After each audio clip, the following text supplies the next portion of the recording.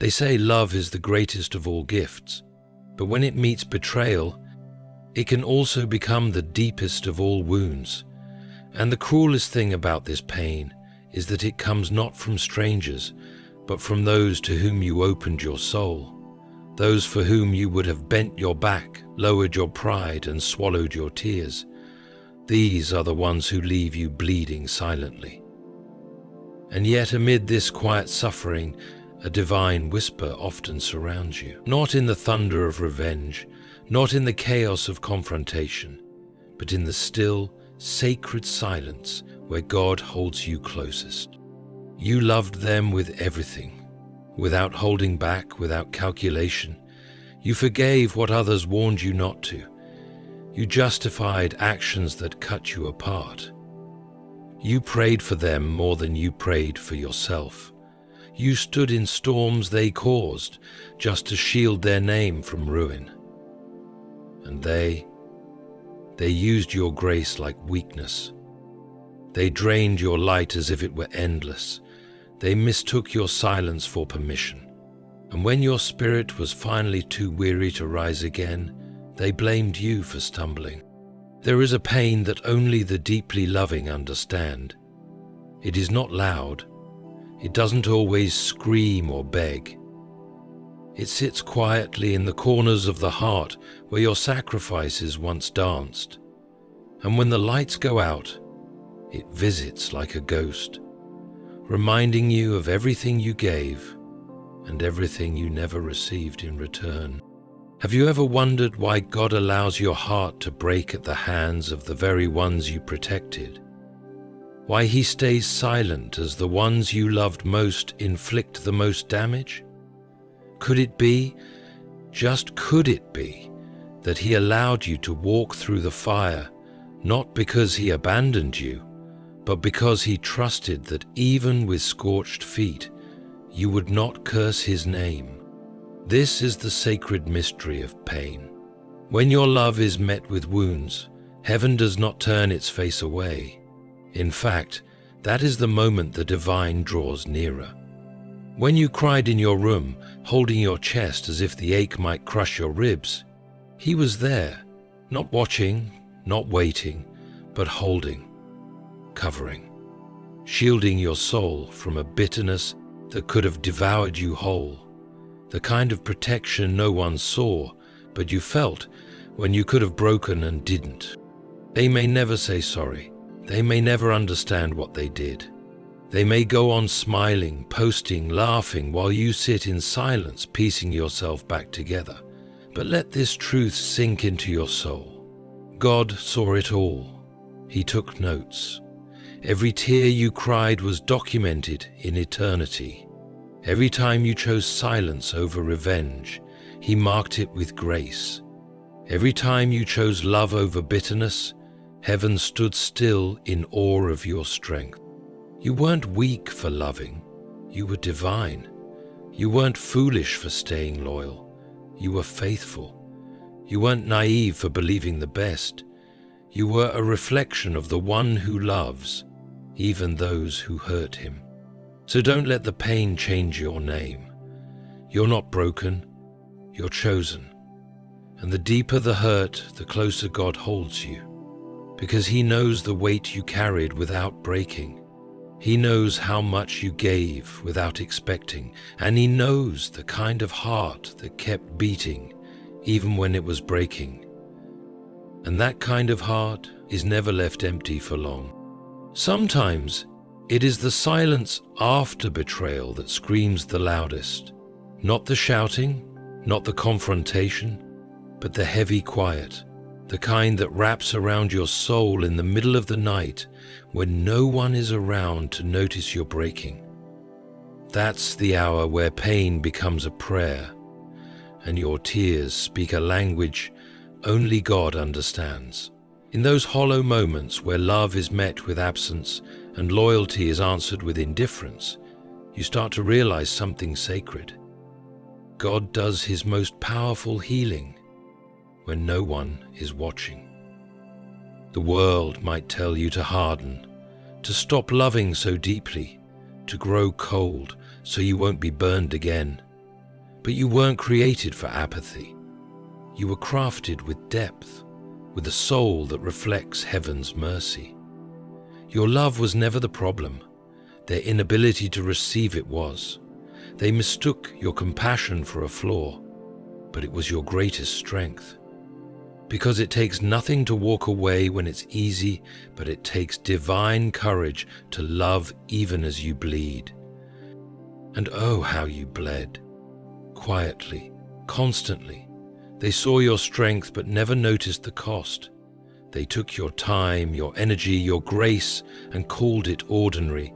And when you finally fell silent, they said you changed, not realizing it was their actions that buried the voice that once spoke blessings over them. But while they dismissed you, God drew closer. While they turned their backs, heaven opened its arms. Don't envy their comfort. Don't chase their approval. Don't crave the apology that may never come. What they called weakness, God calls worship. Because to love through pain, to forgive when it costs you everything, to stay kind when cruelty seems easier, that is the kind of strength that shakes the kingdom of darkness. And God will not let that go unnoticed. He knows the conversations that crushed you. He knows the plans they made behind your back. He knows how you prayed for them while they plotted to leave you behind. He knows every detail, and more than knowing, He is working, slowly, quietly, perfectly. God does not rush justice because real justice is not loud, it is lasting. He does not panic when you're broken, He prepares. He does not forget who you are just because they treated you like you were disposable. He remembers. And while you rebuild what they tried to tear down, He builds something greater inside of you: wisdom, peace, and resilience forged in fire. The world may not see your silent victories, the days you got up when you wanted to give up, the nights you stayed kind when your heart screamed for revenge. But God does. He collects every moment of integrity and stores it like treasure. Because to Him, nothing is more sacred than a soul that stays soft in a world that tried to harden it. And someday, without warning, He will lift you, not to spite them, but to show the world what grace looks like when it grows in the dark. He will raise you, not as a monument to pain, but as a witness to His presence in the storm. You will not rise with bitterness, you will rise with beauty. And when they wonder how you're still standing, they will have no choice but to admit it was never your strength. It was the One who held you. There is something sacred about the way God allows broken people to become His greatest testimonies, not through shouting or spectacle, but through the quiet strength of survival. You survived what was designed to crush you. Not by your own might, but because the hand of the Almighty covered you when you didn't even know how to ask for help. And while they thought they buried you, heaven was planting you. The world sees outcomes, God sees roots. While they laughed at your silence, mocked your tears, and misjudged your heart, God was working in the unseen, growing something within you that they could never steal. What they saw as weakness, He used as soil. What they meant for harm, He will use for good, because no pain is wasted in the hands of the One who created your soul. They may have walked away without remorse. They may pretend nothing happened. They may never admit the damage they caused. But here's what they can't escape: the echo of your love, the echo of your presence, the echo of your goodness. You were the one who prayed for them, stood with them, believed in them when no one else did, and eventually their soul will feel the absence of what they once took for granted. Because real love doesn't vanish, it leaves a mark, and the deeper your love, the louder your absence becomes. So even if you never hear it from their lips, their hearts will feel it. One day they will remember. not in joy, but in quiet regret. Regret for mistaking your compassion for convenience. Regret for choosing temporary pleasure over eternal loyalty. Regret for treating the rare as common. And while their memories haunt them, God will be healing you. You won't need to witness their karma to know it's working.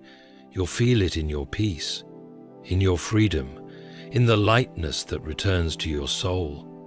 That's how God works. He doesn't always change your situation, but He transforms you within it. You'll stop begging for closure because you'll realize you've outgrown the need for it. You'll stop rehearsing the betrayal because your heart will be too full of what God is now writing in your life. You'll no longer wish they understood what they lost, because you'll be too busy walking into what heaven has prepared for you. This is the holy reversal, the great divine exchange, where your tears become testimony, where your heartbreak becomes harvest, where your rejection becomes redirection, not by chance, but by design. And the more you trusted in God, the more clearly you'll see that He wasn't punishing you. He was protecting you, not from love, but from settling for something far beneath what you were created to carry. Because some betrayals are actually blessings wrapped in disguise. Some endings are really beginnings cloaked in pain. And some of the worst heartbreaks are God's way of removing who could not go with you to where He's taking you. So if you're still carrying the weight of what they did, let this be your permission to set it down. You don't need revenge. You don't need an explanation. You don't need them to see your worth. God saw it before they even knew your name. And that same God who held you closest when they hurt you most is still holding you now, stronger, wiser, and more destined than ever before. There comes a moment in every wounded soul's journey when you realize that survival was never the goal. Transformation was. You weren't just meant to walk away from the pain. You were meant to walk into something far greater, something eternal. And that's what God was doing all along. Not merely helping you endure, but refining you, reshaping your identity, and lifting your gaze from those who hurt you to the one who heals you. At first, you may not have seen it. The tears blurred your vision. The weight of betrayal crushed your ability to hope. The silence from the ones you once called family or friend echoed louder than thunder. But in that silence, something began to shift. Slowly, softly, the ache didn't leave, but something stronger began to rise within it. A whisper, a strength not born of this world, a grace that defied logic. That was God, pulling you into Himself. He didn't come with noise. He didn't shout your enemies down. He didn't reveal their hearts to the world. Instead, He wrapped you in a quiet strength that no one could see, but everyone would soon sense. Because when God begins to elevate a soul He has healed, the glow cannot be dimmed, not even by the darkness of the past. They thought they took your confidence, but God rebuilt it, not on compliments but on character, not on their validation but on His voice. They thought they silenced your worth, but God spoke life into your spirit in a way that no rejection could ever drown out. You are not who they said you were. You are who God says you are. And His word is final, and maybe that's the hardest part of healing. Realizing that you don't need them to come back and fix what they broke. Because God is already restoring what they damaged, but on a foundation they never helped build, a foundation of faith, of dignity, of holy fire, the kind of foundation that can't be shaken by gossip, abandonment, or betrayal. You begin to see that the people who left were never meant to stay. Not because you were unworthy, but because their chapter in your story was never meant to be the final one. And when God closes a door, no matter how deeply you loved what was behind it, He does so to open a path that leads you into who you're becoming. There's a beauty in being broken and rebuilt by God, because when He puts the pieces back together, He doesn't make you the same. He makes you stronger, more discerning, more rooted, and suddenly you stop looking for healing in the same hands that caused the wound. You stop chasing closure from the ones who ran from accountability. You stop waiting for apologies from hearts that were never capable of understanding the depth of your love. Instead, you find yourself waking up with peace, not because the pain never existed, but because it no longer controls you. You begin to breathe again, not cautiously, not fearfully, but freely. That is the mark of divine healing. Not forgetting the past, but being no longer enslaved by it. And the greatest irony? They will feel your absence in the very spaces they never noticed your presence. The silence they once dismissed will become the echo of everything they took for granted. And you won't need to watch it unfold, because your eyes will be too fixed on the path ahead, walking with the God who held you when no one else knew you were falling. There's a quiet power that comes upon a soul after it has suffered deeply and chosen not to become bitter. It's not loud, it doesn't announce itself, but it changes everything. The kind of power that doesn't need to prove or explain, but simply exists, radiant and unshakable. That power isn't something you earned from the world, it's something God gave you when the world took everything else away. You may not have noticed the transformation at first. You were too busy surviving, too occupied trying to hold yourself together with trembling hands and tired prayers. But with each day you chose to rise, even with a broken heart, something eternal was being written inside of you. Not words made of ink, but of spirit. Strength that does not crumble, hope that does not die. A soul that does not collapse under the weight of what was meant to destroy it. That is what the world could never understand about you. They thought you were soft because you loved without condition. They thought you were weak because you didn't retaliate. They mistook your gentleness for lack of discernment. But what they missed, what they were never able to comprehend, was that the gentleness was your greatness.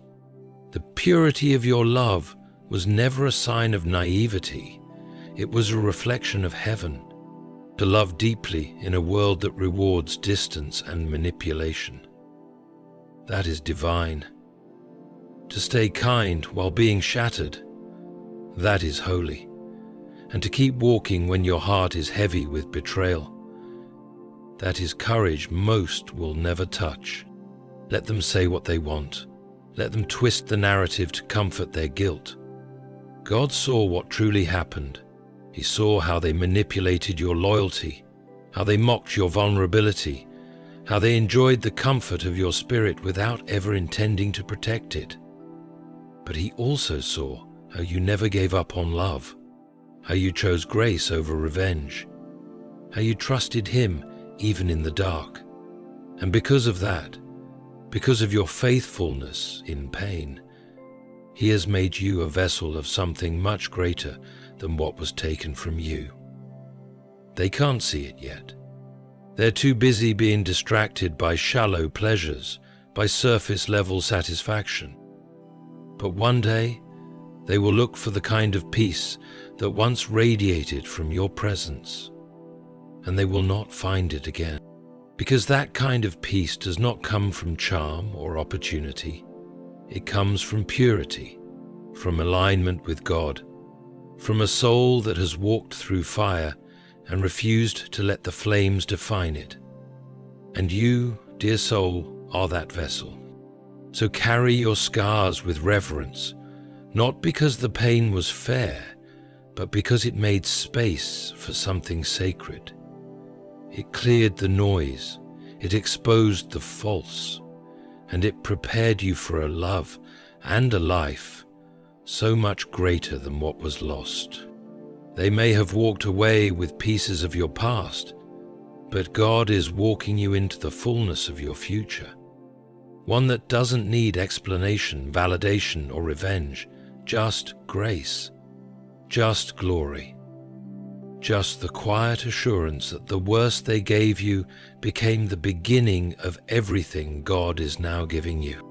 There is a moment in the journey of the wounded where you no longer look back to be understood, but forward to be fulfilled.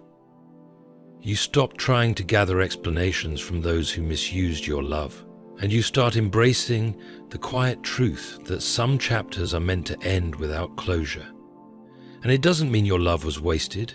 It means it was a seed that God chose to replant elsewhere, in richer soil, for a greater harvest.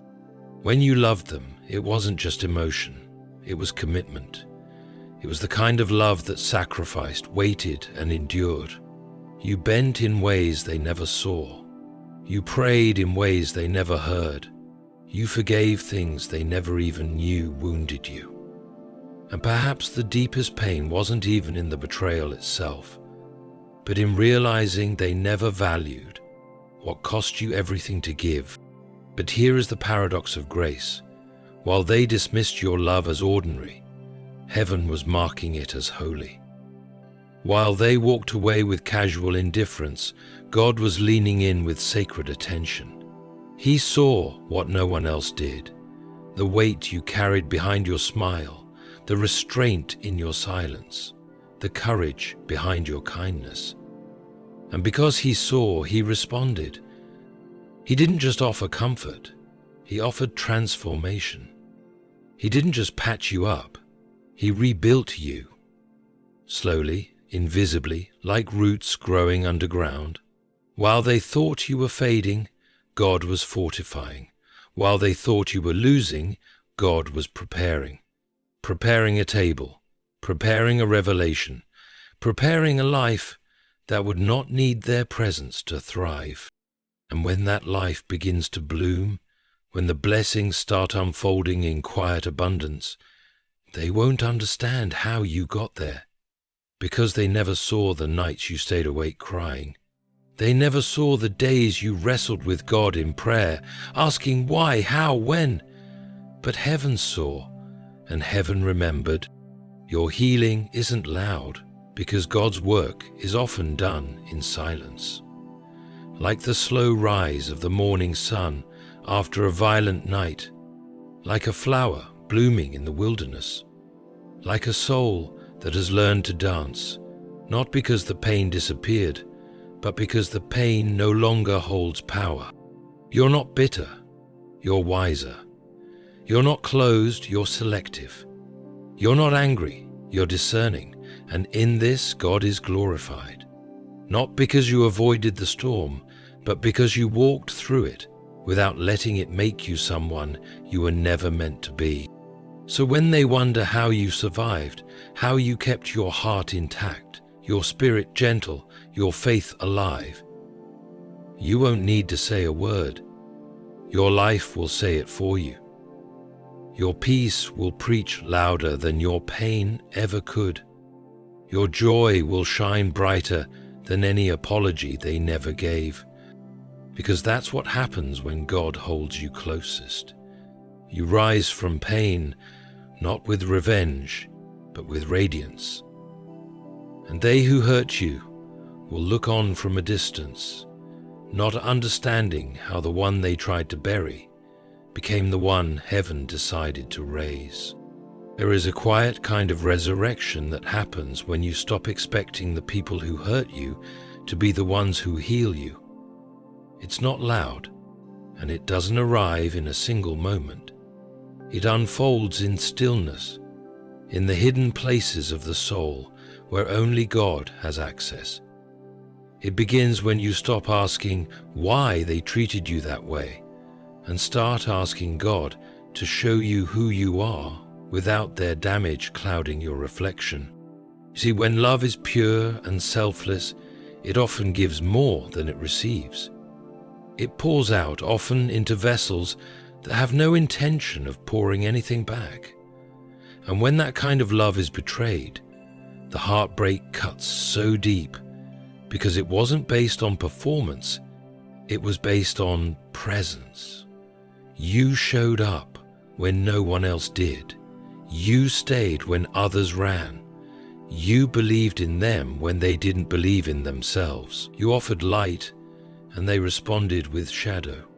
But even in the shadow, God was watching.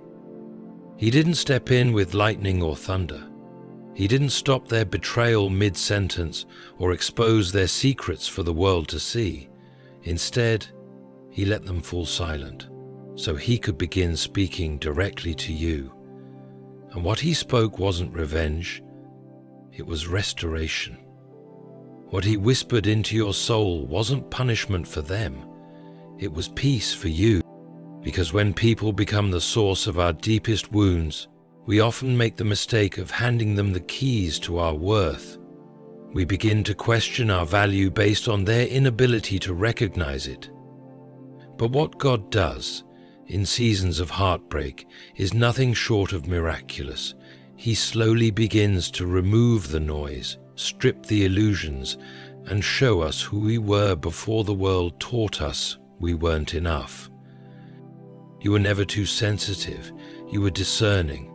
You were never too emotional, you were deeply aware. You were never too much, you were overflowing with what they were never prepared to receive. And when they called your love a burden, God called it a reflection of His own heart. When they dismissed your loyalty as desperation, heaven recorded it as faithfulness. When they said you were replaceable, the Creator of the universe whispered, "You are mine." That kind of affirmation doesn't always erase the ache, but it repositions your heart. It pulls you out of the spiral of self-blame and into the safety of divine truth. You begin to see that your worth was never up for debate, that their betrayal says more about their capacity to love than it does about your capacity to be loved. And in this holy reawakening, something beautiful happens. You stop shrinking. You stop watering yourself down to make others comfortable. You stop begging for crumbs of attention from people who fed their egos while starving your soul. You stop adjusting your truth to fit into rooms where your authenticity made them uncomfortable. And in that sacred release, you begin to feel your soul exhale. You are not the wound. You are not the lie they believed about you. You are not the version of yourself they painted with careless words and selfish silence. You are the one who endured, the one who stayed soft in a world that tried to make you hard, the one who chose healing when hatred would have been easier. And because of that, you are now ready for what comes next, not because you've forgotten the pain, but because you've been forged through it. This is what God was doing behind the scenes. He wasn't just helping you recover, He was rewriting your identity, not based on who left, but on who He created you to be. He wasn't building you back the same, He was building you better, stronger, deeper, more anchored in Him and less attached to the voices that never deserved authority over your heart. So let the silence remain where they once stood. Let the distance stretch without guilt. You don't have to fill the gaps they created. God already has. And the life He's calling you into won't need explanations, just your presence. Not because you're trying to prove your worth, but because you finally know it. There will come a day when everything that once confused you will begin to make sense. Not because you finally got the answers, but because God gave you something better, peace. Not the kind of peace that demands understanding, but the kind that rests in knowing that you were never alone, you were never forsaken, you were never forgotten. Even in the silence, even in the heartbreak, even in the betrayal, you were always held. And in that peace, you will look back and see that what nearly broke you became the very thing God used to bless you. Not by reversing the pain, but by redeeming it. Every ounce of sorrow has been used to expand your soul. Every moment of rejection has made more room for His glory. Every tear watered the seeds of your future. And now, what they tried to destroy has become the foundation of something unshakable. They don't know what they really did. They thought they were discarding you. What they didn't realize is they were setting you free. Free from false love. Free from conditional loyalty. Free from the weight of carrying a connection that only drained you. And when God gives you freedom, it doesn't come with bitterness. It comes with clarity. A holy clarity that lets you bless them as you walk away, not because they deserve it, but because your soul deserves peace. And this peace will protect you from becoming like them, because that's the final test of pain. Not whether you survive it, but whether you remain pure through it. Whether you can walk through betrayal without becoming bitter. Whether you can be rejected and still choose love. Whether you can be forgotten and still remember who you are in the eyes of God. You were never meant to become hard. You were meant to become holy. And holiness is not perfection, it's persistence. It's choosing not to quit when everything in you screams to give up. It's choosing to rise with grace even when you were pushed down with cruelty. It's choosing to forgive. Not because they asked, but because God called you higher. And now, because of that choice, your story has become sacred, not polished, not perfect, but powerful. The very pain they caused has become the pulpit from which God now speaks through your life. Every scar is now a sentence in a testimony that no one can erase. You don't need to shout it. You don't need to prove it. Just live it and let the fruit speak for itself. Let them wonder. Let them scroll through memories and feel the absence of what they once dismissed. Let them sit in the silence where your love used to dwell. You don't need to be present in their regret. God is present enough. And He knows how to let every action return to its source, not out of cruelty, but out of justice. Because when they hurt the one who loved them most, they didn't just lose a person. They lost a covering. They lost a blessing. They lost someone who stood in the gap, interceded in silence, and carried them in spirit, even when their words were sharp. And now, as God lifts you, He is not only honoring your pain, He is revealing your worth. So keep walking, keep rising, keep loving. Let them hear your absence louder than your presence ever was. Not through anger, not through revenge, but through growth, through peace, through the undeniable evidence that God held you close and never let go.